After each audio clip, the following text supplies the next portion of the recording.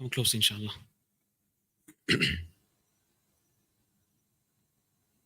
الحمد لله رب العالمين وأفضل الصلاة وأتم التسليم على سيدنا وحبيبنا ومولانا محمد وعلى آله وأصحابه أجمعين. اللهم علمنا ما ينفعنا وانفعنا بما علمتنا وزدنا علما وعملا وفقها في الدين يا رب العالمين، وألحقنا بعبادك الصالحين آمين برحمتك يا أرحم الراحمين. أما بعد، يقول الله عز وجل: وذكر فإن الذكرى تنفع المؤمنين. ويقول في موضع آخر: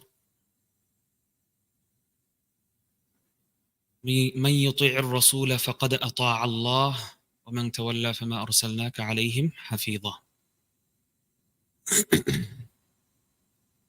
ويقول الله عز وجل أيضا: قل بفضل الله وبرحمته فبذلك فليفرحوا هو خير مما يجمعون.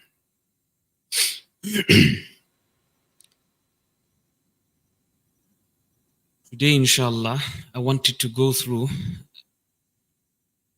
Today, as you all know, is a blessed day, and we are in the month of Rabi'ul Awwal. Generally, what happens when it comes to the month of Rabi'ul Awwal, our ulama, our mashayikh, they remind us of the seerah of Rasulullah sallallahu alaihi wasallam, the characteristics of Rasulullah sallallahu alaihi wasallam, whether physical, like Shama'il al-Tirmidhi, normally they go through this. MashaAllah, that's a very great book, very amazing book that every person should purchase. Shama'il al-Tirmidhi, very amazing book. You want to know the physical characteristics of Rasulullah sallallahu alaihi wasallam, everyone must go through Shama'il al-Tirmidhi. What we are going to go through quickly, inshallah, is 100 sunnahs of Rasulullah. Why I chose this? Because we have people that are fake. What do I mean by fake? Fake love of Rasulullah.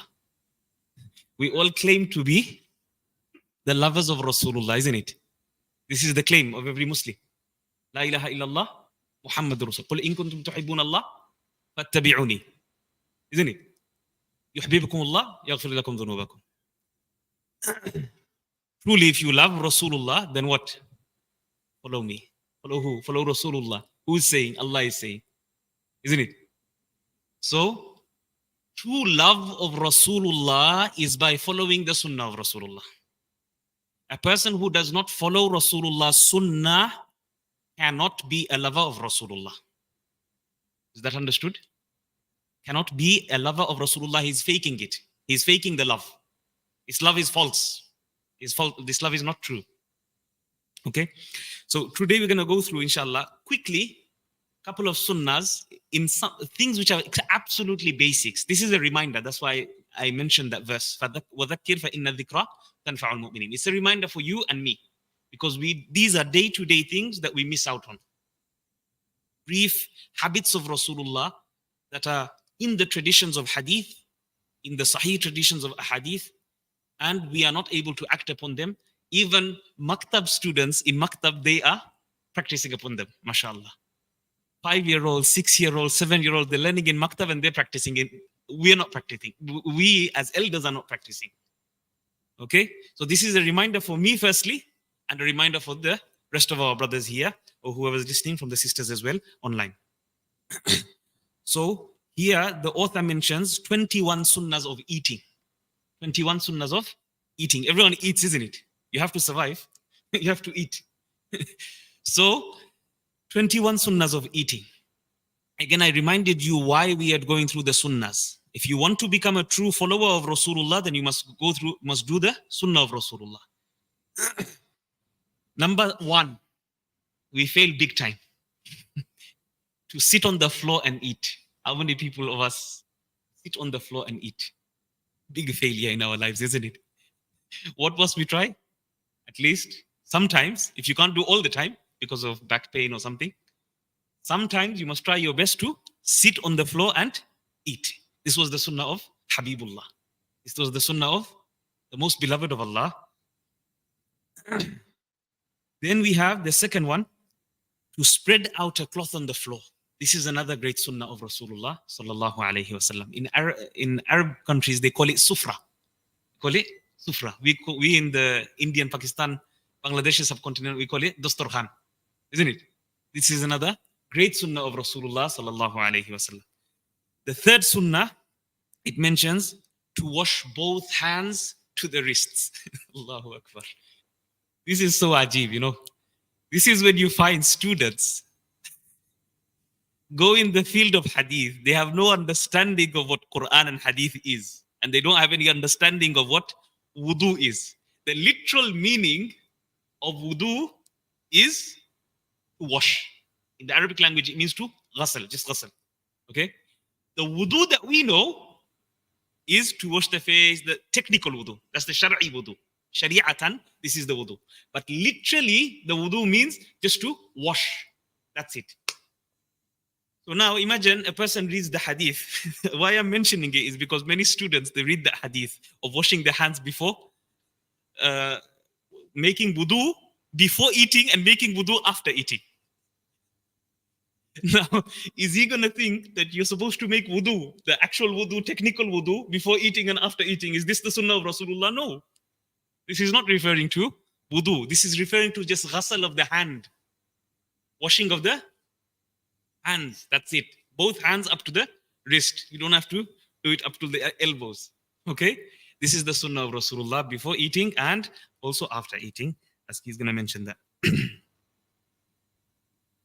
Then, after washing your hands are clean now. You know that there's no germs or bacteria or anything left on the hands. You eat with your right hand.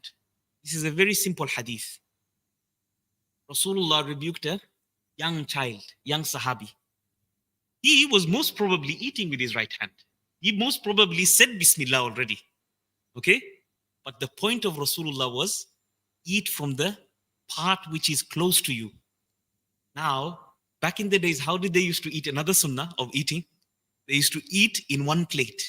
Everyone used to eat in one plate. Whether we call it thal in Bengali or Urdu or whatever, or the big plates that we have in Hadramaut restaurants, mashallah, the Yemeni restaurants, beautiful. Amazing food. Huh? So the big thals, this is the sunnah of Rasulullah. In fact, Rasulullah had different thals with different names. They used to even call it with different names. Allahu Akbar. Just like he had different names for his donkeys and for his camels and for his, things that were most precious to him. He used to take them very seriously. He used to take them very preciously. So even with the size of the tal, he used to have different names for them. Allahu Akbar. So when eating together with other people, you must eat from your side. You must eat from your side. And I mentioned this in the khutbah or a couple of weeks before, that Abdullah bin Mas'ud, the mufti, the greatest mufti of the Sahaba, one of the greatest mufti of the Sahaba, Abdullah bin Mas'ud, radiyallahu anhu. When he used to eat, he never used to eat alone. This was another practice of Abdullah bin Mas'ud, radiyallahu anhu. And he must have taken this from Rasulullah.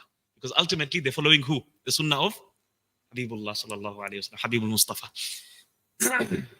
So we must try our best not to eat by ourselves. Why? Because not that it's not permissible. It's permissible. It's permissible to eat on your own plate.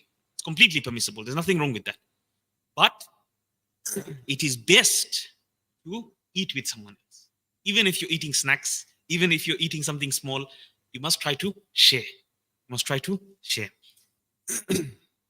So eating with the right hands and then saying Bismillahi wa ala barakatillah before eating, before putting the first morsel inside your mouth. Okay? Bismillahi wa ala barakatillah. In the name of Allah, with the blessings of Allah. Because sometimes you eat, there's no blessings. You become hungry after 2 hours. You ate to your fill, but after 2 hours, you're hungry again. So there was no blessings. Because why? You most probably forgot to read Bismillah.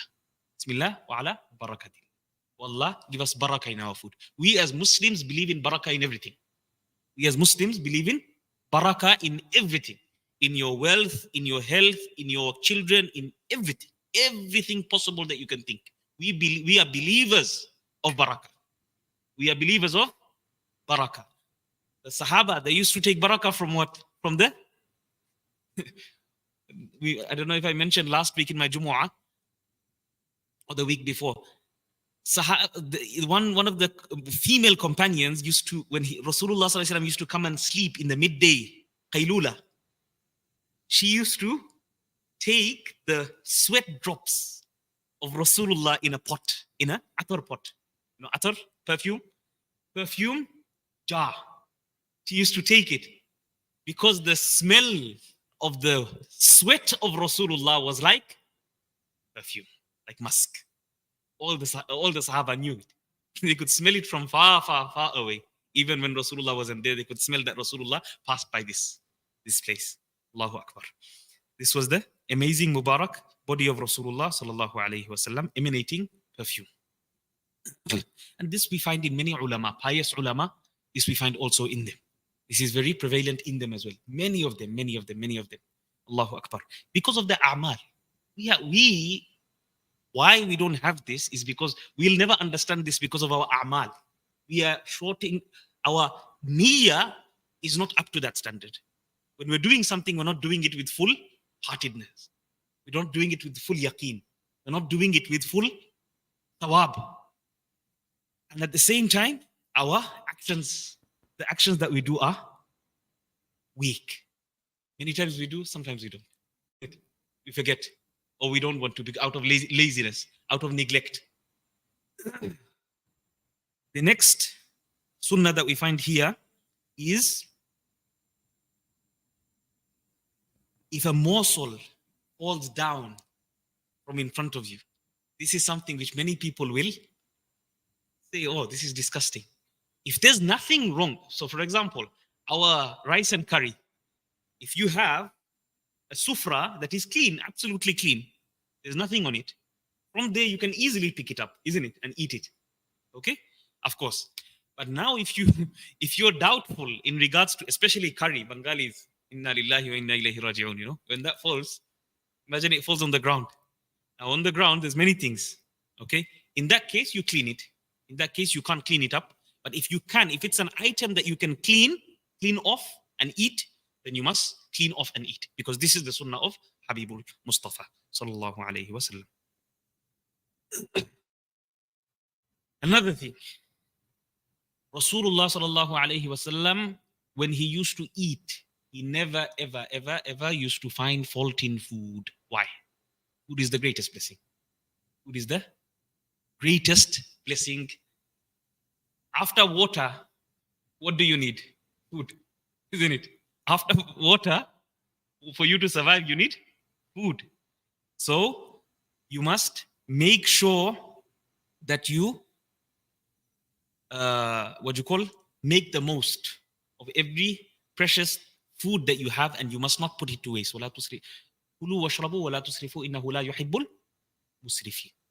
Eat and drink, but do not waste. Do not go extravagant. Don't go to a limit where it will harm you. Okay, eating too much is a problem. Nowadays, another problem has occurred where the prices of food has gone so high, and our brothers and sisters are so used to going out and eating very expensive food. You know, I don't want to mention any names here, but the point is, please think, brothers. Think for your own self, not just for your money, but think for your own self, for your own sanity. What is the point? Is this food actually worth the price? You know, whether he covers it with some gold or something that they say, what are you going to do eating gold? Did Allah create gold to be eaten?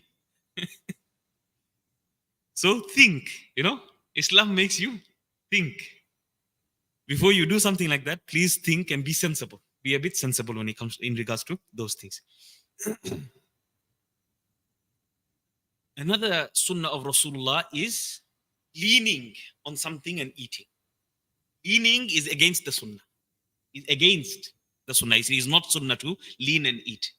Okay? This is the eating of arrogant people. This is the eating of arrogant people when you are leaning on something like a wall or a pillar and you are eating. Okay? This is the eating of arrogant people. This is prohibited in hadith, many hadith in that regard. Finding fault. This is another point that he mentions. finding fault in food. Rasulullah, he never found fault in food. Whenever he liked it, he ate it. This is the riwayah of Aisha in Bukhari. Whenever he liked the food, he ate the food. Whenever maybe it wasn't according to his taste, he would leave the food. He wouldn't find fault inside the food. Okay? Because for you, maybe you like a bit more salt. Maybe you like a bit more lemon. Maybe you like a bit more chili. Isn't it? For the other person, he doesn't like chili. He can't have spices. His stomach goes off. Isn't it? One person, he likes 5 spoons of sugar in his tea. Another person, he has diabetes. He's like, no sugar. Isn't it? So, you must not criticize food. Whenever food is given to you, if you like it, have it. If you don't like it, leave it. Don't find fault in food. Especially when you go to other people's house. Especially when you go to other people's house. Another person is entertaining you. You're his guest. Okay? If you're a close person, it's maybe different. Your friend, he cooked, and you have that relationship where he's not going to get offended. It's not a big issue, but still you should try not to find. Of course, if you want to fix it, you can. If you're that close and you have that relationship, that's fine. But there's many people that find fault continuously. This is totally against the hadith of Rasulullah sallallahu alaihi wasallam, and this is going to cause problems. Imagine you have your wife one day forgot to put the salt inside, or put too much salt, and you make a big deal. Second time you do the same thing. Third time you do the same. What's going to happen? You're going to have big issues. Okay? If you're not cooking, let her cook. Let her do the cooking. Isn't it? Don't complain. Be happy. Whether it's fantastic one day, the next day it might not be that good. Isn't it? Even in work. One day work is good, one day work is not good. Huh? One day work is really tough to go to. Wake up at 7 o'clock. Very tough. 5 o'clock, go Fajr, go straight to work. It's very difficult. Another day, it's easy. You had the full night's sleep. Alhamdulillah. Isn't it? So, here, the next point we have, this is another sunnah of Rasulullah sallallahu alaihi wasallam, not to eat with the shoes on, with the sandals on. Okay? You must try your best. Of course, if you're in a situation where it will be awkward, for example, you went into some coffee shop or something. Now you can't take your shoes off there. It's going to cause a problem there, isn't it? Everyone's going to laugh at you. What is this man up to? So not in that case. In the case where you're actually relaxed inside your home, generally speaking, whenever you go to someone's house, you take your shoes off and you go and eat, sit down on the dastarkhan. Alhamdulillah.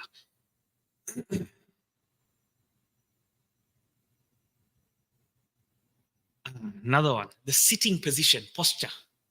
One is you can be like in the tashahhud position. Okay? Tashahhud position. In this position, you can't really eat too much. This is the secret of this position. Many of us that have a bit of weight, it's harder to sit in that position for long. Isn't it? You have pins and needles. Huh? So those who are skinny will not understand this problem. But this is the sunnah. To eat in the tashahhud position is a sunnah of Rasulullah sallallahu alaihi wasallam. If you can't eat in the tashahhud position, then one knee up and one knee down. This is another sunnah of Rasulullah sallallahu alaihi wasallam. Whether on the right, whether on the left, no problem. Okay? And if this is not possible, then in the squatting position. If you can eat in that way, again, you have to be very healthy to eat in those ways. Of course, Sahaba, they were very extremely healthy. So, if you can eat in that way, then that's another. All 3 ways are mentioned in ahadith, and Rasulullah done all 3 ways. So, whichever one you follow, the best one will be tashahhud. The best is tashahhud. This is the common one that Rasulullah always had.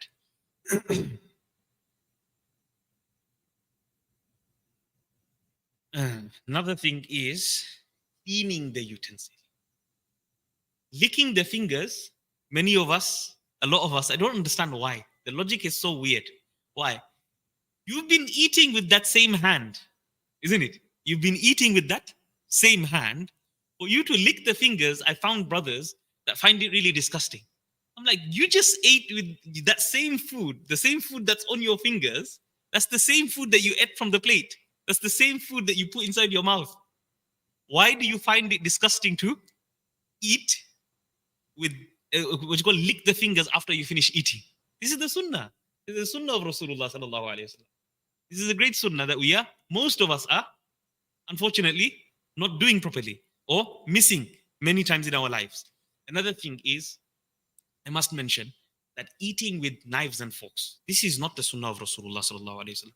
Even medically, scientifically, you find so many things that are found when eating, at the time of eating, that exit, okay, that exit at the time of eating with the food. The moment your food touches your fingers, automatically there's enzymes. There's enzymes that are there to digest the food better, okay?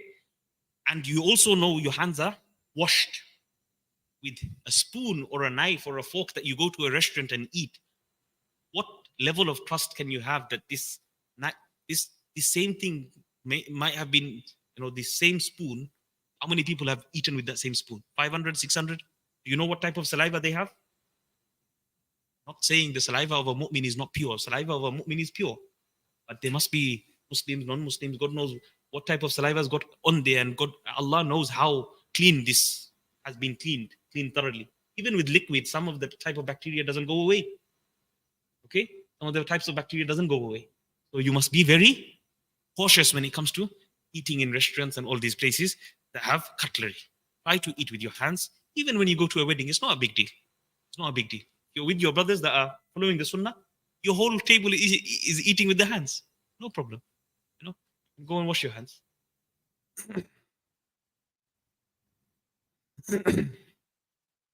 Then after that, after cleaning your fingers, you must clean the plate.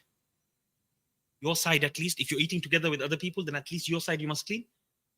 And if you're eating alone, you must clean your whole plate. Rasulullah, Aisha radiallahu anha used to say that when after a feast, you can clearly see the part where Rasulullah ate from, because it was clean and shining. It was clean and shining. Allahu Akbar. So this is the amount of, he used to clean with this finger, by the way. Those who want to know the sunnah, is this finger. To clean with this finger. The index finger, the shahud finger. To recite the dua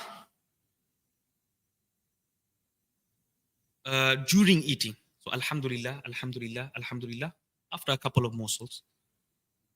First remove the food, then get up. When the dastarkhan is something left there, bones, all those things, you must try to clear that up and then get up. This was also another sunnah of Rasulullah sallallahu alaihi wasallam. After meals, washing both hands, as we said already in that hadith. Wudu before eating and wudu after eating, isn't it? Make sure you don't misunderstand this hadith, please. Don't say Ustad Zamil came and he said to do wudu before eating and wudu after eating. Okay, that hadith is referring to washing of the hands before eating and washing of the hands after eating. Thereafter, gargling the mouth. Gargling the mouth. This is also another sunnah after eating. Why? Because sometimes the remnants, they're like, for example, you eat meat. Meat is stuck inside between the teeth, isn't it? Or, for example, fattiness. You have a lot of butter or anything fat. The fat stays inside your mouth, especially before salah. You're eating before salah, you must try your best to gargle the mouth and then enter the salah. Unless it's a substance, like for example, if it's drink, then you drink, gulp it down. Because in salah, your salah won't be valid if you have something inside the mouth which is equivalent the size of a pea. Size of a pea, if it's gulped down in salah, during salah, that's inside the mouth, you gulp it down. So all together, if you have small pieces and you gather together and all of them are equivalent to a pea size, then your salah won't be valid. And you gulp it down, of course, it goes through your throat, then your salah will be invalid. Water, any amount of water that goes inside, after you say Allahu Akbar, any amount of water that goes inside, your salah is broken. Okay? Of course, any amount that you can feel. Any amount that you can feel. Anything which is overwhelmed by the saliva is not a problem. Okay?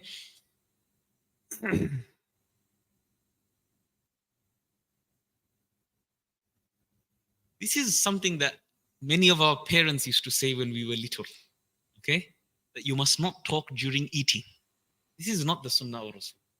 This is not the Sunnah of Rasulullah. Rasulullah sallallahu alaihi wasallam did speak during eating, but not excessively. Okay? Not excessively. He spoke some, here and there. Not excessively, not too much speaking, and at the same time not remaining absolutely silent, dead silent. Okay? That's also not the Sunnah of Rasulullah. Our mothers and fathers used to do it. Stay quiet, just eat whilst everyone, I think everyone experiences this. To eat with 3 fingers. We forgot this. This he mentioned afterwards. Also, to eat with 3 fingers is sunnah. Now, how are you going to eat rice with 3 fingers? How much food can you put inside? Most of our brothers will fail. I will fail, isn't it? Most of us will fail. So this is why Rasulullah ﷺ used to eat roti, used to eat bread. This was the sunnah of the Sahaba. Generally, they used to eat bread. Whereas if you have nowadays, if you're eating rice, if you can, the best to follow the sunnah, this is the best. Why? Because the amount of food that's going to go inside your mouth, you're going to easily be able to digest that food, and it will go through in a way that you won't have any stomach issues. Okay? So little by little, chew the food. Make sure you chew the food. Also another sunnah of Rasulullah sallallahu alaihi wasallam. This is another thing. We have eating extremely hot food. And not only that, the next one he explains, to blow on the food. To blow on the food is prohibited. Okay? In many ahadith. Many ahadith. Bukhari and Muslim. Riyadus Salihin has all these hadith. Okay? To blow on the food like that, in order for the food to cool down, this is against the sunnah. Why? Because even according to medical science, your germs and bacteria are going onto the food. Even when drinking, you should drink in 3 sips and breathe outside of the utensil, not next to the utensil. Not. This is wrong. This is against the sunnah. All your germs and everything is going inside the water. Okay?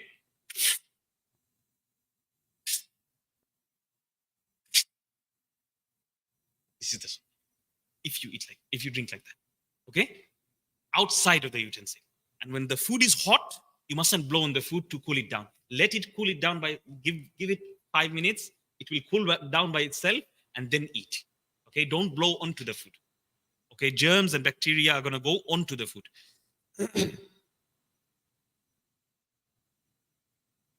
Okay, I think I covered all the 21 points already.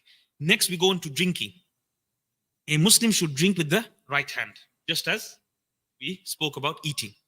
Drink with the right hand. Shaitan drinks with the left hand, just like Shaitan eats with his left hand. Whenever we have children, we should train our children from a young age. Many of them become left-handed. We should train them from a young age that always put the fruit or the item that he or she is eating in the right hand all the time. Because Rasulullah kana yufaddilu tayammun. He used to prefer the right side in all good matters. Aisha radiallahu anha says in Bukhari and Muslim. To sit and drink is another sunnah. Sit and drink is another sunnah, except for Zamzam. Zamzam, both. We have narrations of Rasulullah standing and drinking Zamzam, as well as Rasulullah sitting and drinking Zamzam. So with Zamzam, it's an exception to the rule. But generally speaking, you should sit down and drink. Why is it prohibited? Even logically, if you think about it, if a person is really thirsty and he's drinking from the bottle like this, when he's standing up, think about the amount of pressure that is going onto his body, okay, and his organs inside. It's going to cause havoc inside the stomach. That amount of water you're not meant to be drinking. Your body's going to be... Hydration is important, but when you're drinking that amount of water, which is excessive, it's going to harm you. Anything which is excessive will harm you. If you are supposed to be drinking 1.5 liters a day or 2 liters a day, and you start drinking 5 liters a day, what's going to happen to your body? Huh? You're going to be losing so many minerals. You're going to become weak. You're going to start feeling dizzy. Electrolytes are going to be flushing out of your system. Okay. Then to sit and drink is another sunnah. Always, all the time, try to sit and drink all the time. Then we have say Bismillah. After drinking, you say Alhamdulillah. Same, similar to eating. Eating, one thing we missed, the dua after eating. Dua after eating is Alhamdulillah alladhi at'amana wa saqana wa ja'alana minal muslimin. Again, Alhamdulillah alladhi at'amana wa saqana wa ja'alana minal muslimin. These are basic duas that your children are learning in maktab. Okay, we should try our best to know these duas. Otherwise, they will laugh at us, isn't it? And then the other dua, when you go to a person's house, what do you say? Allahumma at'im man at'amani wasqiman saqani. There's many duas in Tirmidhi, in Targhib wa Tarhib. There's many duas. But this is one of the famous ones. These are one of the famous ones that comes in the Sahih riwayat. So after drinking, we say Alhamdulillah. Before drinking, we say Bismillah.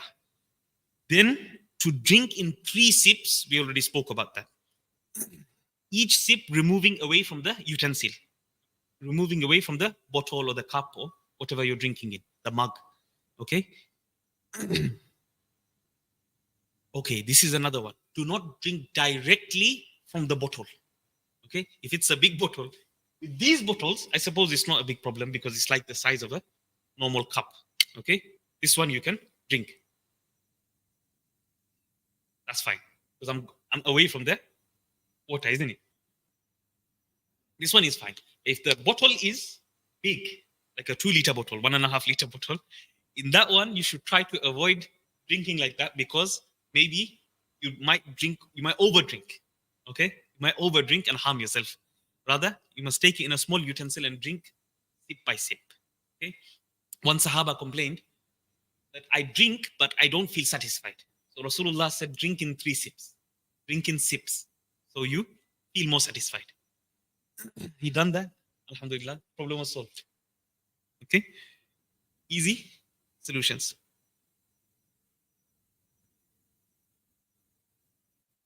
Right. Then we go on to the sunnah of sleeping. Sunnah of sleeping. Before going to sleep, in our madrasa, we used to do Hayatul Sahaba. Hayatul Sahaba. The lives of the Sahaba. What better years that we had in our madrasa. Allahu Akbar. After Isha, our Mufti Sahab, Mufti Ako, Allahu Akbar, Allah bless him. Such a great, amazing person. Amazing person. Fikr of Deen. Allah. I haven't seen anyone similar to him. The amount of motivation the Ustad has, the Sheikh has. It's a great Ustad.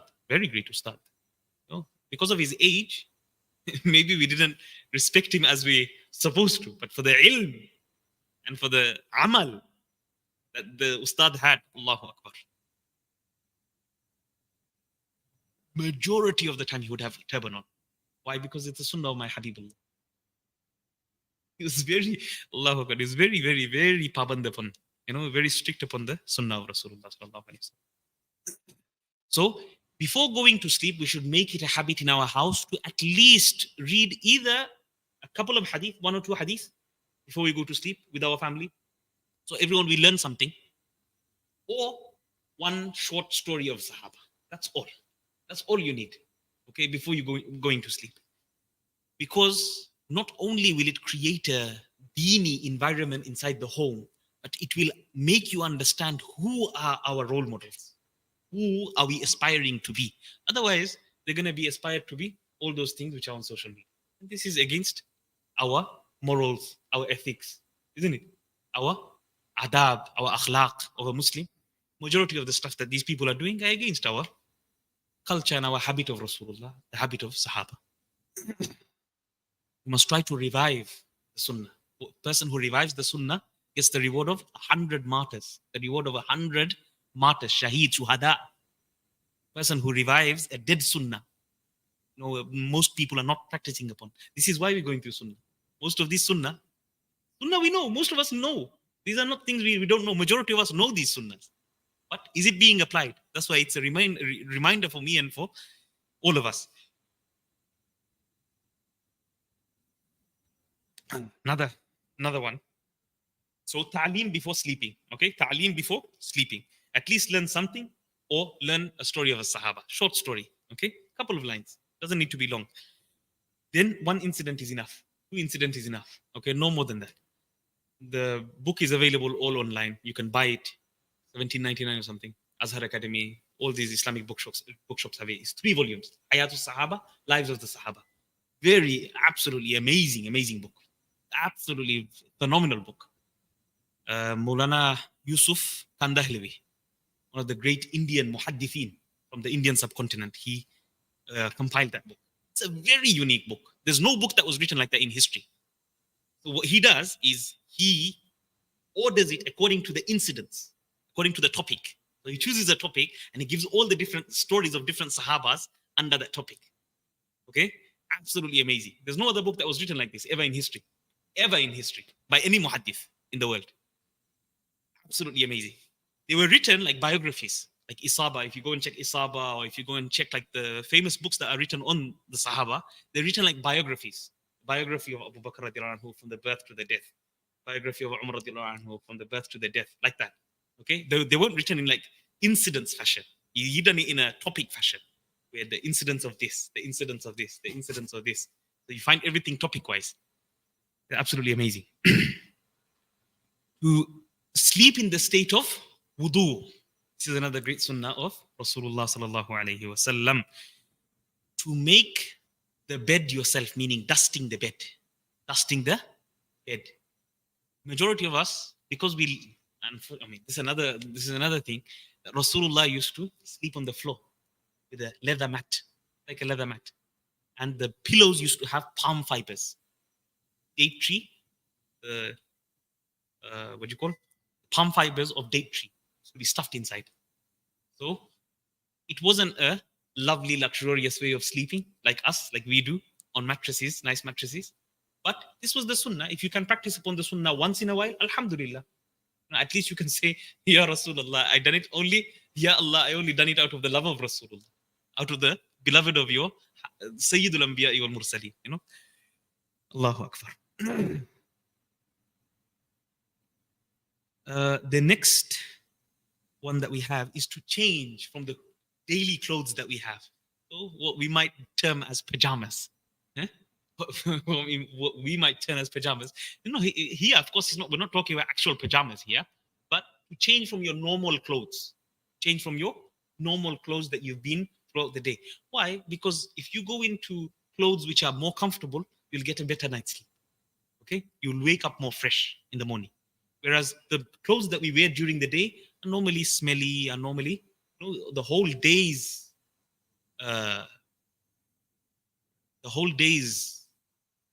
accumulation of dust, accumulation of sweat, everything has gone onto that clothes. So it's better to go sleep fresh. Okay? And to make miswak as well before you go to sleep, this is coming. Make miswak before going to sleeping. This is extremely another sunnah which is coming here. A person who makes the miswak and performs salah, his salah is multiplied in reward 70 times. 70 times. Allahu Akbar. How many sunnahs are we missing? How many sunnahs are we missing? The next point, surma, antimony, kuhul, inside the eyes. Antimony, the best type of antimony is ifmid. Ifmid. Alif, tha, mim, dal. Ifmid. Okay? You go to any of the Islamic shops, or if you go to Umrah, you can buy this type of antimony, surma. Okay? It's like a grayish black. Okay? That you put inside your eyes. It is good for the eyes. It's healing for the eyes. So if you have eye problems, inshallah, this ifmid will cure the eyes. Cure the eyes. And it prolongs, so it cures the eyes as well as prolongs the eyelashes. That's what Rasulullah says in the hadith. So to put surma in both the eyes, to put antimony or kuhul in Arabic, kuhul in both the eyes. To do miswak before you go to sleep on the right hand side with your palm on your right cheek, like this. Okay? Like this. Palm on your right cheek. This is the sunnah of Rasulullah sallallahu alaihi wasallam. To sleep with the knees one on top of the other tightly, like this. Okay? To refrain from sleeping on one's stomach. This is the next sunnah. One Sahabi was sleeping on his stomach, and Rasulullah rebuked him very, very harshly. Very harshly. So we must not sleep on we must try our best not to sleep. If in the middle of your sleep you go in that fashion, then it happens. But at least at the time of sleeping, try to sleep on the sunnah fashion, on your right hand side with your right hand on your right cheek, the correct fashion. At least try to sleep on the right fashion.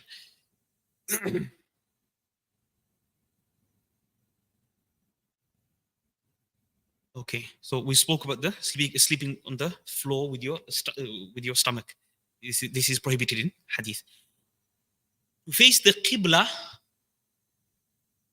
if you have your bed faced in such a way where the bed is like this, so let's say your bed is like this and your face is turning this way towards the qibla, this would be the ideal. Of course, everyone's house may not permit such things, but if you can, at least try to turn towards the qibla, because this is another sunnah of Habibul Mustafa sallallahu alaihi wasallam.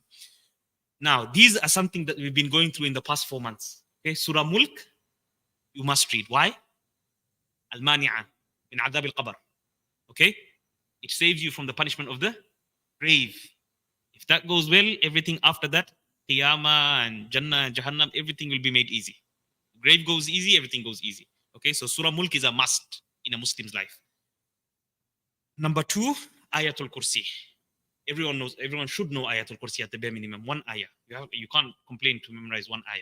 Okay, it's only 4 lines. Okay, Ayatul Kursi, Suratul Mulk. Those who recite Surah Waqi'ah, poverty will never afflict you. You will never be afflicted with poverty. Surah Mulk, Surah Ayatul Kursi, Surah Ikhlas 3 times, Surah Falaq 3 times, Surah Nas 3 times. We said this last week. Okay, 3 times. 3 times. Blow on your, then go over from your head, from your face, and from your whole body. Okay? Twice. Then Tasbih Fatimi. 33 times. Subhanallah, 33 times. Subhanallah, Subhanallah, Subhanallah, Subhanallah. 33 times. Alhamdulillah, Alhamdulillah, Alhamdulillah, Alhamdulillah. 34 times. Allahu Akbar, Allahu Akbar, Allahu Akbar. This is the Tasbih Fatimi. Fatima radiallahu anha used to complain that she was tired. And then Rasulullah gave her the solution. Say these. So when you wake up in the morning, inshallah, you won't feel that tiredness. So this is extremely important. Also to read before you go to sleep. And for myself as well. To recite the dua before going to sleep. What's the dua before going to sleep? Allahumma bismika amutu wa ahya. What's the meaning? Oh Allah, in your name, bismika amutu, I die. Sleep is the sister of death, isn't it? Sister of death. We don't know whether we're going to wake up or not. Okay, many people have slept and never woken up. So, amutu, I die, and ahya, I am revived. Back to life. With your permission. Everything is under your control. So, Allahumma bismika wa amutu wa ahya, we must recite this before going to sleep. To wake up for tahajjud salah must always be your intention. Even if you can't wake up, even if you switch off the alarm clock because you're too tired, at least have the alarm clock on. Even 15, 20 minutes before the Fajr time comes. Now Fajr is very late, isn't it? Fajr is quite late now. 15, 20 minutes before the Fajr time coming, wake up. Wake up and pray 2 rakats, 4 rakats. Whatever you can. Cry to Allah. Cry for the ummah of Rasulullah sallallahu alaihi wasallam. What's going to happen to our families? What environment are we growing our families into? No? Allah is the sole protector. End of the day, whatever happens, we must try our soul best, our utmost best, to at least bring deen to our lives, bring deen to our families. So you must always have the intention to wake up for that. 15 minutes, no more than that. You don't need to wake up so early. 15 minutes before the Fajr time comes in. Check the calendar, Easy. You're going to have to wake up for Fajr anyway. So 15 minutes is the best salah after all the fara'id. After the fara'id and the wajibs, Hanafis, to witr salah is wajib, isn't it? After the fara'id and the wajib, the best salah is tahajjud salah. The best salah, Rasulullah said, is tahajjud salah. Sunnah of awakening. Once you awaken, this is a nice point. Once we awaken, we have normally, what do you call this? Eyebrow gaze. Eyebrow gaze, you mustn't put your fingers inside there. It's gonna harm your eyes. I used to do this before. I only learned afterwards. When I learned this, then I was like, oh, this is the sunnah of Habibullah. You mustn't put your fingers directly inside your eyes. You must do with your palms, like this. Is that understood? You wanna take your bogies out, do this. Okay? You wanna get up from your sleep, do this with your palms. The sunnah. Your palms.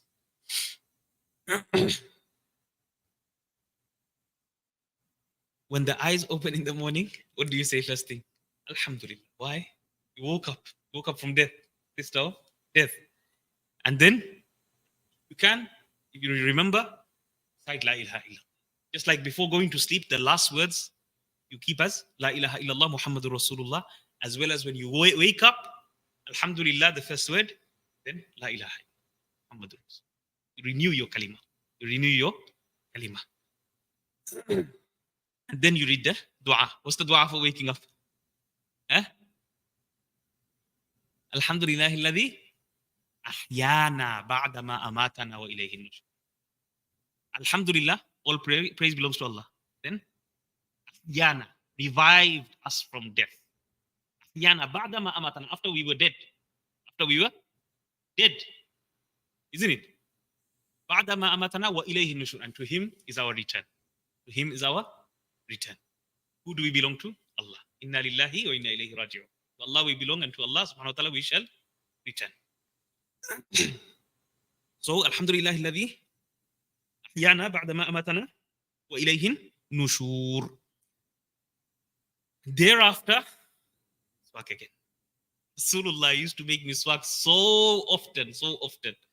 Whenever he used to come inside the house, he used to make miswak. Before praying, when he's making wudu, he used to make miswak. Before entering the house, he would make miswak again. Okay, before going to sleep, miswak. Waking up, miswak. Okay, miswak must be your weapon.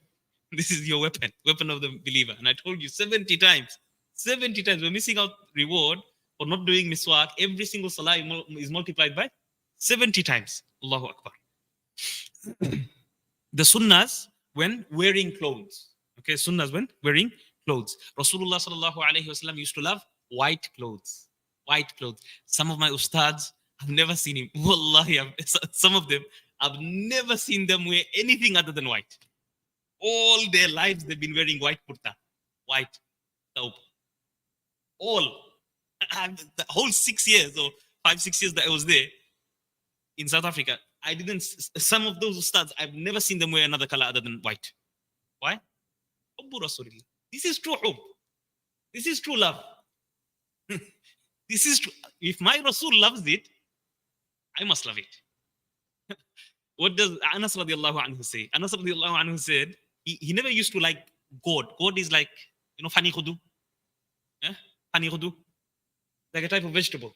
Yeah? That you find in the marketplaces. Gourd in English. He never used to like it. He was a child. But when he saw Rasulullah looking for those pieces of gourd, he said, from that day I started loving gourd. I started eating gourd. I started loving it because Rasulullah loves it. This is something mustahab, of course. It's not something which is necessary, but this is something mustahab. But understand this, it doesn't need to have a ruling. Okay? It doesn't have to have a ruling in Sharia. It's something out of love you do because you love Rasulullah. Okay? When Rasulullah's hair was cut in Hajjatul Wada', the Sahabi that was given the hair to go and throw away, did he throw it away? Why not? This is the Mubarak hair of Rasulullah. Everything on his body is park. is pure, is blessed, is mubarak. The Sahabas used to take tabarruk. They used to take blessings. Khalid bin Walid, he used to have hair of Rasulullah inside his turban. Every single time he goes into any battle, he said, I used to have this hair of Rasulullah. Because of that, I used to win every battle. Allahu Akbar. So they used to take barakah from even the hair of Rasulullah. I told you, even the sweat of Rasulullah. This is sahih, authentic narrations, absolutely authentic narrations. No shadow of a doubt on these narrations. They used to take blessings from, and there's nothing wrong in taking blessings from pious people that you know that they are 100% ulama, rabbaniyin, kamilin, amilin, not just any alim. Okay, pious ulama. It's very hard to find them, of course, but when you find them and you know them, you must try to respect them, revere them, and try to take as much barakah as you can. The more barakah, the better. Okay. When Rasulullah sallallahu alaihi wasallam put any garment on, he would put it from the right side first. So when you put your jacket on, when you put your thobe on, you must put your right hand in first. When you put your pants on, right leg first. Okay. Same thing with your shoes. When you put your shoes on, right shoes first. And when you're taking them off, left first, isn't it? That's coming also.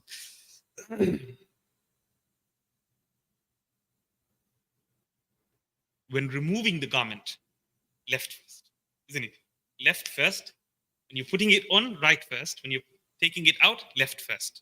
Okay? Left arm first, and then the right arm. Make it a habit. If you make it a habit, then you automatically do it. Of course, the intention must also be there. If you want to be rewarded, the intention must always be there. Even subconsciously must be there. And when you're doing it continuously, sometimes you forget that you're doing it out of love of Rasulullah. Yeah, we're doing it out of love of Rasulullah. Then we have this one is a big asfala min al-ka'bayn fa fil nar.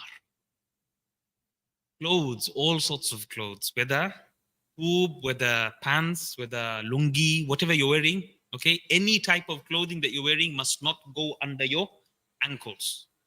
Must not go under your ankles. Okay, as a man, the sunnah is nisfu saq, or if you can't do that, nisfu saq is middle of the shin. Okay, this is the sunnah of, so 3/4 is the sunnah, is the actual sunnah of Rasulullah.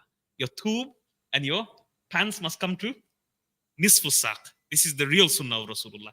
If you can't, then Rasulullah sallallahu alaihi wasallam said, what is between here and here? No, not under the ankles. Okay, not under the ankles. And whatever is under the ankles is in the fire. There's 3 hukums that ulama gave.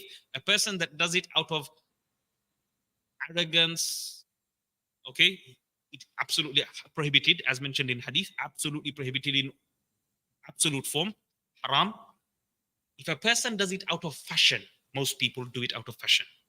Okay, why? You want to wear a suit that looks good, you want to wear it under the ankles. Here the ulama said it's makruh tahriman. Makruh tahriman. Why? You're going against the hadith which is saying ma asfala min al-ka'bayn fa finnar. Whatever is under the ankles is in the fire. And many hadith don't mention batara, don't mention pride. Many of the hadith in Bukhari and Muslim don't mention pride. Even if you don't do it out of pride and you do it out of fashion because of culture, even then it's makruh tahriman. It's next to haram. It's liked, detested. Okay, be still very careful. And to pray salah like that in that way is even more displeasing to Allah. Okay, you want to please Allah, isn't it? Okay. So, and then if a person does it like it falls off, like Abu Bakr radiallahu anhu, he was too skinny. So his clothes used to sometimes, he used to have to hold it sometimes. Otherwise, Rasulullah said, you're not part of those who do it out of arrogance. Okay, it accidentally falls because of whatever reason. Your stomach is too big or your stomach is too small. Okay, your waist is too small or your waist is too big, and you don't have elastic bands or something to keep it, then if it happens without, like, accidentally, it's fine. There's nothing wrong with that. For women, it must be covered. Ankles must be covered. It's the opposite. Okay, completely opposite. Men should wear the topi. Topi is another sunnah. Whole book. Mufti Hussein Kadodia. Mufti Hussein Kadodia. Whoever wants it, contact me, inshallah. I'll give you through the WhatsApp. Whole research about all the different types of topis that Rasulullah wore in his life. One was like the burnus, like the Moroccan stripy one with the hoodie. That was also that's part of the sunnah as well. So many types of all the different types of hats that Rasulullah wore.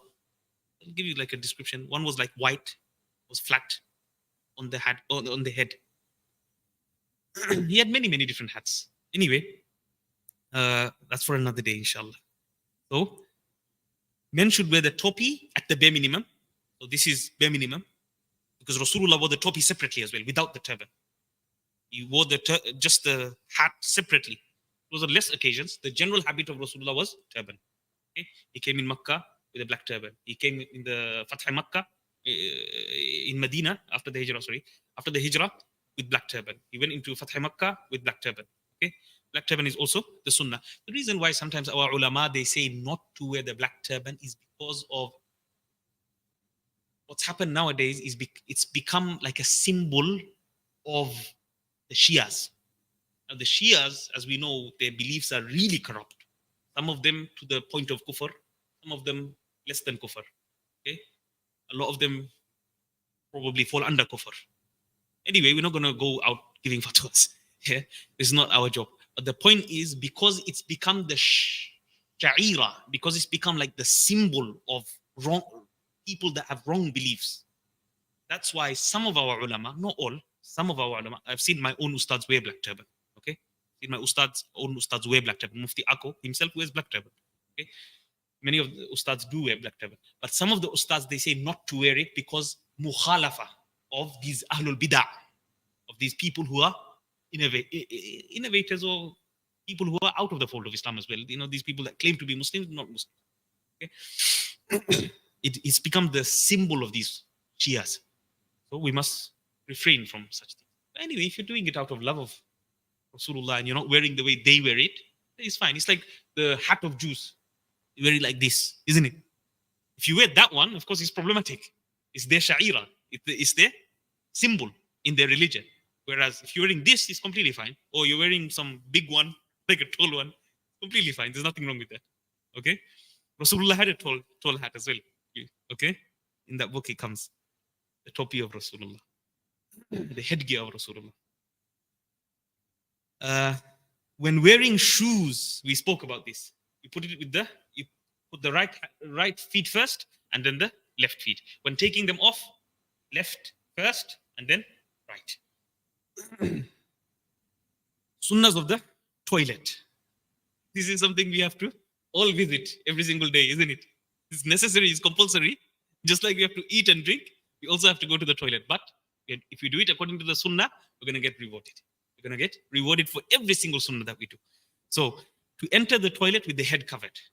Okay, Rasulullah made it a point. There's many narrations like this. That's why he mentioned it here. There's many narrations that Rasulullah specifically wore the hat before going into the toilet. And then there's some warning of not wearing the hat, or not wearing something on top of your head when going inside the toilet as well. To enter the toilet with shoes. You have separate sandals there, use the separate sandals. Okay? Why? Because sometimes that has najasa on it. That has some type of impurity and filth on it. So therefore, that must not interfere with your wudu. That must stay separately there.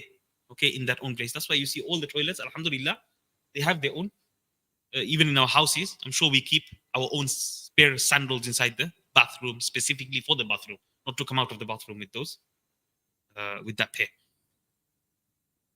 To recite the dua before entering the toilet. How many people do this? Even I fail sometimes, isn't it? Huh? We all fail. Our children are doing it. Our children are going to laugh at us. Huh? Children. Allahumma inni a'udhu bika minal khubuthi wal khaba'ith. Why? Allahumma inni a'udhu bika. Oh Allah, I seek protection in you. From what? Khubuth and khaba'ith. Filth and all types of filth. Now, Qubuth and khaba'ith, in many of the ulama, they have mentioned that this is referring to jinnats, jinns, the male jinn and the female jinn that are inside the toilets. They live in filthy areas, isn't it? They live in filth. They love filth. So therefore, they live in those areas. Sometimes they can affect you in a bad way. Okay? That's why you must be very careful when going into the toilet. Make sure you switch the light on. That's another point. That doesn't come in Sunnah, but it's something that makes them aware that you're coming in. You can't see them. They can see you. To yourself, they are invisible, but they can see you, isn't it? So you must be very careful of reciting this dua, Allahumma inni a'udhu bika min al-khubuthi wal khaba'ith, in order for them not to have control over you. The moment you read that dua, inshallah, you're protected inside the bathroom. You won't be troubled in any way. Because many of our, especially our girls, they get afflicted with these jinnat problems because of going in with their hair, showing their hair all over the world, whether it's on Instagram or they're outside, on the streets. Jinnat loves it. Jinnat loves this. That's why they have so many issues. Even marital issues is because of affliction of jinnat. So, woman's beauty must be protected and preserved. This is what our Rasulullah sallallahu alaihi wasallam says. And this is something we must try our best to make them understand. This is what Allah wants from you. Sister, mother, auntie, whoever.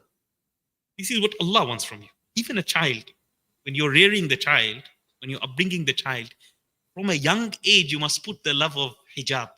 From a young age, you must put the love of the abaya, the burqa, the whatever you call it, If the mother and father praise it, automatically the child loves it. Automatically the child loves it. Subhanallah.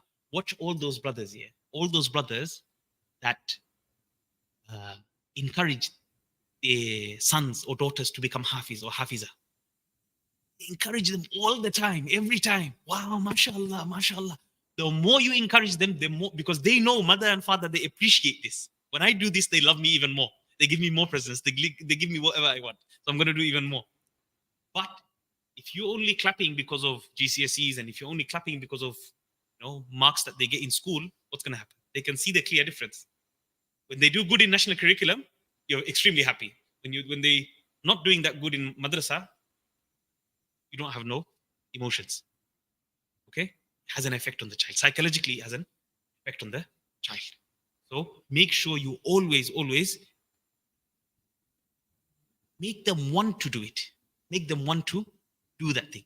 And reward them. Why not? Rasulullah sallallahu alaihi wasallam said to give gifts, especially to children. Especially to children, you must. Tahadu tahabbu, that's coming. Give gifts to each other. It will create mahabba. It will create love amongst you. Exchange gifts. Okay? Exchange gifts with each other. Automatically, it will create love and a nice bond. You'll remember this person gave me this person gave me that, and give an item. Don't just give money. Don't give money.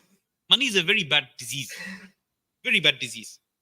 Give an item. Our elders, our fathers, grandfathers, what did they used to give? They always used to give like clothes or something that you can keep for a long time. And in the hadith, you give clothes all those days until that person wears that clothes, until it's completely torn and until it's thrown away. All those days that the person wears those clothes, you will get the reward. You will get the reward for clothing a person. Okay? So make sure you give items. This sunnah is missing in us. Big sunnah that we are missing in our lives. The child wants something, you just give £1, £2, £3, £5. He doesn't remember that. He will never remember that. You give him an item, he'll remember. Oh, my Sasa gave me this. My uncle gave me this. You understand? He brought me this amazing gift. He's going to remember the item. Money he's going to forget. Eid comes, everyone has £10, Eid is, everyone's going to forget. No one's going to remember this. If you give an item, they'll always keep in mind. So it creates love. It creates mahabba. And deen is deenul mahabba. Our whole deen is mahabba.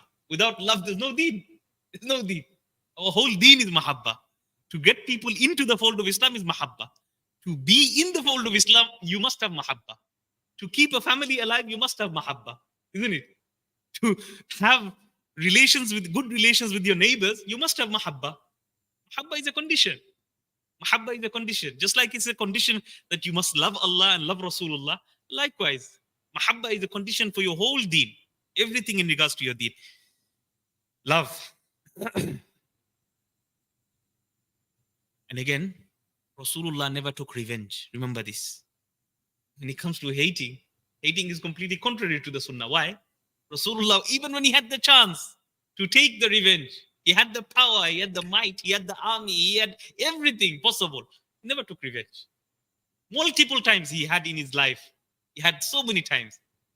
He refused. He refused to take revenge. Allahu Akbar. This is the akhlaq, sublime, no? Sublime akhlaq of Rasulullah sallallahu.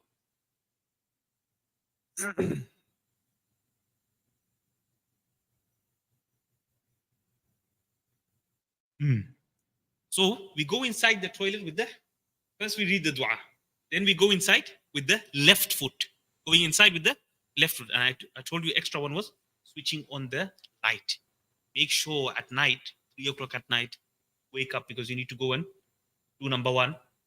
Don't just go inside, rushing inside. There might be other jinnat. I told you this, isn't it? There might be other things there that might affect you, especially if you don't read the dua and especially if you don't make them aware that you're coming in.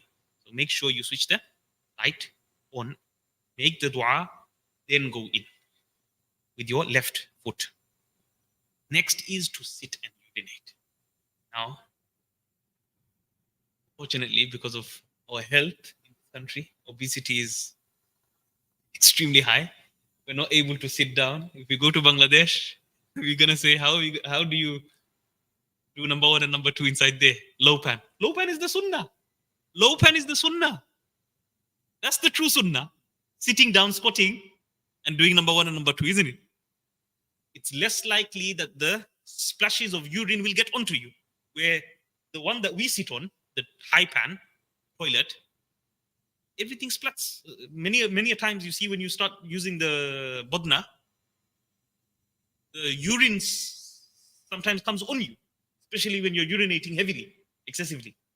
The urine sometimes come on you. If the urine splashes come onto you, your salah is valid. Invalid.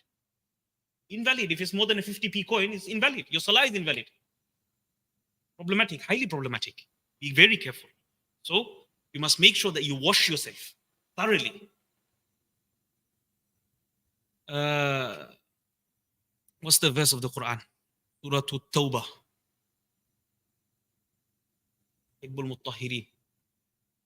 That Allah loves those who purify themselves. Purifies themselves excessively. When this ayah was revealed in regards to Sahaba that used to use stones, back in the days, they used to use mud stones as well as water. This is why they got praised. Normally, everyone used to use mud stones. Okay, like we use toilet tissue nowadays. Okay, Alhamdulillah, we have the facility. Prices are going up. Anyway, so tissue plus, so number one, all those, I don't need to explain this in front of the member here, but tissue first, then water thoroughly with your hands, left hand, and then tissue again. Okay, make sure you are, otherwise what happens is you start smelling. Okay, your clothes will start smelling, everything will start smelling. So make sure tissue first, then water properly, thoroughly. Make sure there's no remnants of any splashes on your body. Why? Rasulullah sallallahu alaihi wasallam said, one of the reasons of the adhab of qabr, one of the reasons of the punishment of the grave is because of the splashes of urine, the sprinkles of urine that fall onto you. Okay? I'm not going to go through that hadith now. We'll go through inshallah another time. To leave the toilet with the right foot. Left foot entrance, make it a habit. Just like you come inside the masjid with the right foot, you leave with the left foot, the masjid hall. the masjid hall, yeah? Come inside with the right foot. Oh, Allahumma, Allahumma aftah li abwab rahmatik. Going out, Allahumma inni as'aluka min fadlik. Another sunnah. So what's the dua? Coming out of the toilet? غفرانك الحمد لله الذي أذهب عني الأذى وعافاني. Isn't it? Oh, you غفرانك. If anyone doesn't know it, then anyone doesn't know it, you must be shameful. You must be embarrassed. Our kids know it. Our kids know it. Okay? Open, buy a book. Go and buy a basic book and learn. Okay? غفرانك الحمد لله الذي أذهب عني الأذى وعافاني. What's the meaning? Simple. Oh Allah, forgive me. Okay? For my shortcoming, that in the toilet I can't do dhikr. Can I remember you? I can't remember you inside the toilet. So for my shortcoming as a mu'min, as a believer. Because a mu'min, وَمَا خَلَقْتُ الْجِنَّ وَالْإِنسَ إِلَّا لِيَعْبُدُونَ. Allah created us for His worship. If we're not worshipping, then we're failing in our message, failing in our job, failing in our objective, failing in our goals, failing in our aims. Isn't it? So our purpose is worship. So at the moment when you go inside the toilet, you can't read anything. You can't read no dua or anything. Dua you must read before you go inside the toilet and after you come out of the toilet. Isn't it? Okay?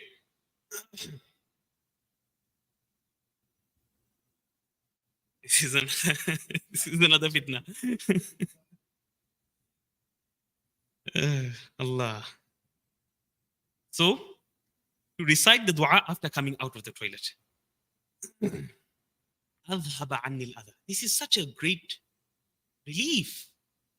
Allah subhanahu wa ta'ala took away the harm, the poison, the toxic waste that gathers after the food is digested.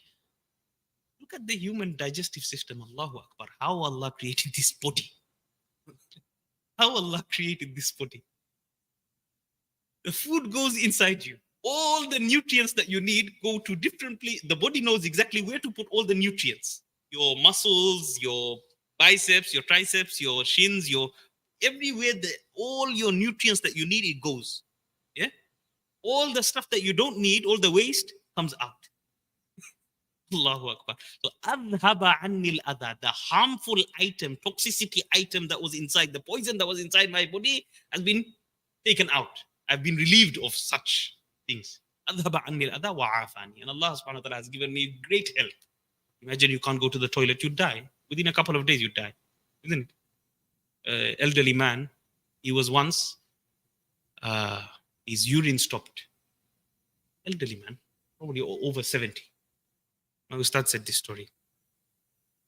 Over the age of 70. The doctor gave him, so he couldn't urinate. He went to the doctors. Doctor, after fixing him, after fixing the problem, whatever he gave him a bill. Of course, it's not NHS here. Okay? Talking about normal countries. Normal countries don't have NHS. Most countries. Gave him the bill. He's a millionaire. Doesn't have a problem with giving the money. He started crying. Elderly man, he started crying. The doctor said, why are you crying? Is it the bill that I gave you? Oh, no. The bill I can pay. I don't have a problem with paying the bill. Crying because over 70 years of my life, I've urinated and I've never paid 1 cent. 1 cent, not 1 penny. 70 years of my life, I had no problems. The moment one problem comes along, now I have to pay to even urinate. So, don't take granted what we have. Don't take granted what we have. Everything is a blessing. Eyes are a blessing, your tongue are a blessing. Everything that Allah subhanahu wa ta'ala has given is a great, great, great blessing of Allah subhanahu wa ta'ala. You must always say Alhamdulillah, Alhamdulillah, Alhamdulillah, all the time. Why do you think Allah commands us to read Alhamdulillah every single time in Salah? Same thing, repeated over and over and over and over again. All the time, every time. Because everything, all praise, all thanks, all gratitude goes to Allah.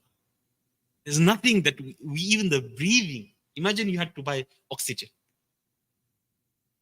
Half. Go try on eBay. Go to eBay, go to Amazon. 500 ml of oxygen. How much is it? $16.99. 1699, half a liter of oxygen, which is not even not even a minute, less than a minute. How many liters of oxygen we are consuming every single day? Who? You have to understand who we're saying Alhamdulillah. Alami. Okay, who Allah is. Okay, another one is when sitting in the toilet, you mustn't face the Qibla. You mustn't face your front or your back towards the Qibla. Okay? The toilets, like for example, Alhamdulillah, in the Baytul Aman, you can see the toilets are facing this way. So your face is either this way, your face is this way, and your back is this way, isn't it? So your face must not be. If the toilets are built in such a way where the toilets are directly, your back or your front is facing the Qibla, then you must sit like this a bit, just a bit, out of respect of the Qibla, out of respect of the Qibla. Told you Imam Abu Hanifa, out of respect of Hamad bin Sulaiman, his ustad that he accompanied for 18 years until he died, until his ustad died. 18 years, Hamad bin Sulaiman, the ustad of Imam Abu Hanifa, Imam al-A'zam. He never dared to put his legs towards the direction of his ustad's house. His ustad's house was seven rows away from his house, but he never dared to put his feet towards the direction of his ustad's house, leave alone what he revered of Qibla. Okay? Many times we see brothers, they put their feet towards the Qibla. This is great disrespect. فَوَلِّ وَجْهَكَ شَطْرَ الْمَسْجِدِ الْحَرَامِ at the time of Salah. Isn't it? If you're ill, this is different. You're ma'dhur, this is different. You're ill, you can put your feet towards the Qibla, is not a problem. You're lying down and praying, it's not a problem. Okay? That's a complete different mas'ala. But generally, in general, for you to put your feet towards the Qibla, this is great disrespect. Great disrespect. وَمَنْ يُعَظِّمْ شَعَائِرَ اللَّهِ فَإِنَّهَا مِنْ تَقْوَى الْقُلُوبِ. Whoever gives true reverence to the symbols of Allah. Isn't Kaaba the symbol of Allah? Huh? Isn't Makkah the symbol of Allah? One of the symbols of Allah? Whoever reveres these, he only does because of taqwa in his heart. He only does because of his Allah consciousness, out of love of Allah subhanahu wa ta'ala. We already spoke about the splashes of urine and to be mindful and cleansing oneself properly. We already spoke about that, istinja. Okay? We spoke about that very thoroughly. Alhamdulillah. Next one, sunnahs of the home. Sunnahs of the home. To recite the dua when going inside the home. How many people know the dua? Huh? Our kids know it. Allahumma inni as'aluka khayral mawlaji wa khayral makhraji. Bismillahi walajna wa bismillahi kharajna wa ala Allahi rabbina tawakkalna. Learn this. It's shame. Embarrassing. It's embarrassing. We must learn this. If you don't know it, how are your children going to know it? Huh? Please, buy a dua book. So this is the dua when entering the home. If you want barakah, this is the Rasulullah has given you the prescriptions of barakah. You want barakah inside the home. You want peace and tranquility to descend upon. You want the malaika of rahmah, malaika of mercy to go inside the home and bless the home. Then you must do according to the sunnah. When going inside the home, you must read the dua. Then say assalamu alaikum at least. So you know everyone comes in. Okay, this was a great sunnah of my dad as well. He used to say it very loudly whenever he used to come inside the house, even when there's no one home. Because our homes can be inhabited by other things. We spoke about jinnats, isn't it? Huh? So you must make sure to say assalamu alaikum. To inform whether there's anyone at home or not at home. Okay? So the sunnah of Rasulullah sallallahu alayhi wa sallam, assalamu alaikum. And then you may cough just to make aware that if there is anyone inside the house that you're here. Even if it's your own house. Even if it's your own house, you come after holiday or something. Even if it's your own house, you must make some sound in order for everyone to know. Of course, after you say Assalamu alaikum, if you know everyone knows that someone is here, then Alhamdulillah, no problem. But if after that, if after saying Assalamu alaikum, you know that they haven't been made aware, because they might be in an inappropriate position. Sometimes they're relaxing, they're at home, you know, whether it's your daughters or whoever. The Assalamu alaikum, better, much better. 10, 20, 30, Rasulullah sallallahu alaihi wasallam said. Assalamu alaikum wa rahmatullahi wa barakatuh. 30 rewards.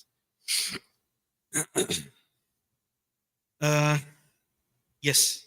So you must make sure you make them aware. Make the people of the house aware that you are here. Allahu Akbar, Allahu Akbar. Allahu Akbar, Allahu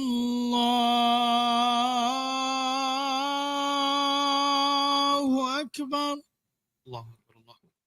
أشهد أن لا إله إلا الله.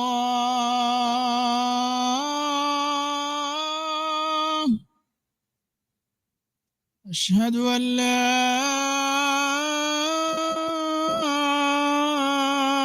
إله إلا الله.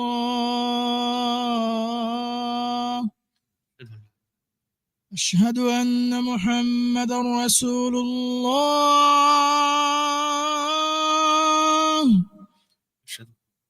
أشهد أن محمدا رسول الله.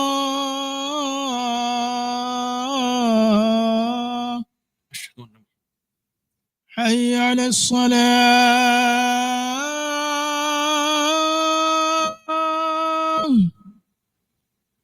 حي على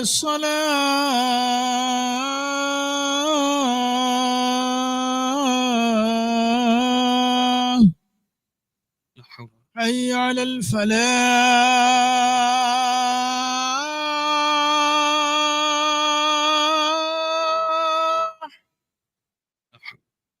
حي على الفلاح.